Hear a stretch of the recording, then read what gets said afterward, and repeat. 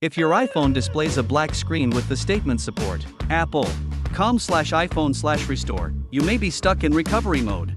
It may indicate an error within your phone. Don't panic if you encounter this situation. Today, I will show you 2 effective ways to solve it.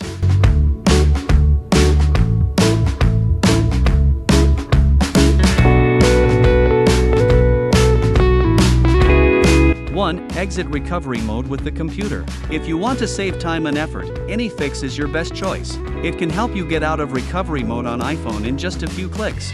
Not only can it increase your chances of success, but it also won't cause data loss. Besides, it can fix 150+ system issues on iOS, such as a disabled screen, a boot loop, and so on. Let's get started. Step 1. Run any fix and choose Enter/Exit recovery mode. Step 2. Simply tap on Exit recovery mode and click the Exit button. Then wait for a moment for the exiting process. Step 3. After exiting the recovery mode successfully, the Exited Successfully interface will be displayed.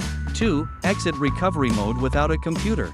If you don't have a computer, you can manually exit it or fix it with another iPhone. Here I will walk you through it. On your phone, you can do a force restart. Click the volume up button, then the volume down button, then press and hold the side button until the Apple logo appears. Once you see the logo, let go of the button, and your phone should return to normal. If this method doesn't work and you don't have a computer, try this new trick. iPhone 15 and 16 users can exit recovery mode wirelessly with another iPhone running iOS 18 or later. Just keep clicking the power button until the Apple logo blinks really fast. Then let go of it. Wait for a while. Then you will see the Apple logo fade in and out. The wireless restore page will appear, and a pop-up will show up on the other iPhone. Tap Continue and enter the verification code. Then you can just exit recovery mode or do a system recovery, which will not lose your data. Hope you can solve the issue by following the methods provided in this video.